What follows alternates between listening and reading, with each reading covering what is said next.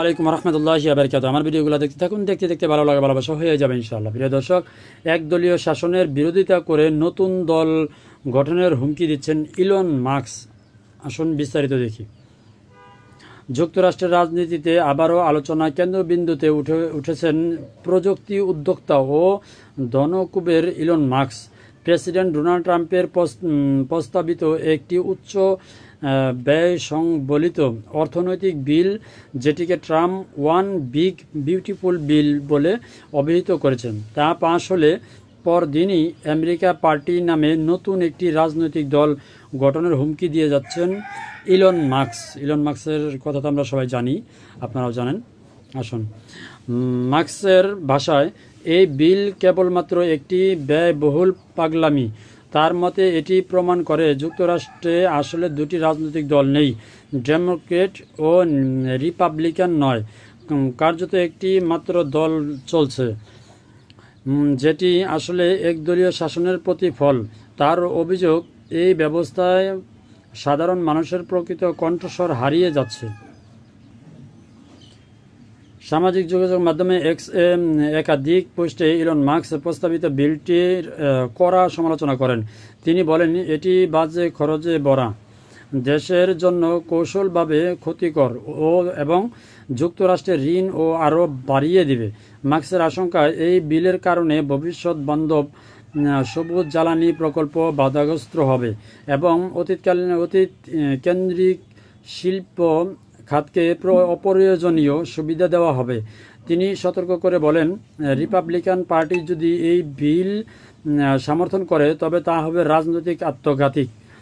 বিলটি নিয়ে এখন মার্কিন সিনেটে তীব্র বিতর্ক চলছে। এতে ট্রাম্পের প্রথম মেয়াদে প্রবর্তিত কর ছাড় স্থায়ী করার পাশাপাশি প্রতিরক্ষা খাতের ব্যয় বৃদ্ধির প্রস্তাব রয়েছে।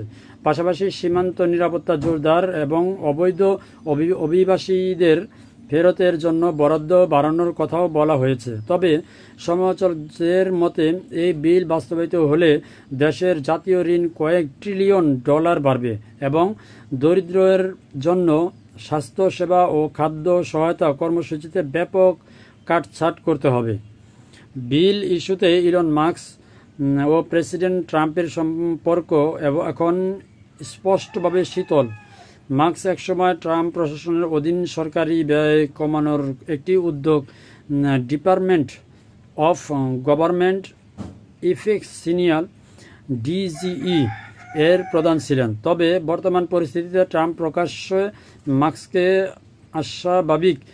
অস্বাভাবিক বলেই উল্লেখ করেছেন এবং তার মালিকানাধীন কোম্পানিগুলোর সঙ্গে সরকারি চুক্তি বাতিলের হুমকি দিয়েছেন। যদিও এর মধ্যেই গতকাল সোমবার ট্রাম্প মাস্ককে আবারও অসাধারণ মানুষ বলেও প্রশংসা করেছেন। ইলন মাস্কের ঘোষিত আমেরিকা পার্টি গঠনের হুমকি অনেকের কাছেই একটি নতুন রাজনৈতিক আন্দোলনের ইঙ্গিত বলে মনে হচ্ছে। মাস্ক তার এক্স অ্যাকাউন্টে চালানো এক জনমত জরিপে জানান, 80% উত্তরদাতা একটি নতুন রাজনৈতিক দলের পক্ষে মত দিয়েছে। এখন প্রশ্ন, এই প্রস্তাবিত বিল যদি পাশ হয় তবে কি ইলন মাস্ক তার প্রতিশ্রুতি অনুযায়ী নতুন রাজনৈতিক দল গঠন করবেন, নাকি এটি কেবল একটি চাপ তৈরির কৌশল ছিল? সব নজর এখন সিনেটর সিদ্ধান্তের দিকে চলে গেছে। ধন্যবাদ, আপনাদের মতামত জানাবেন। অসংখ্য ধন্যবাদ। আসসালামু আলাইকুম রহমতুল্লাহি ওয়া বারাকাতুহু।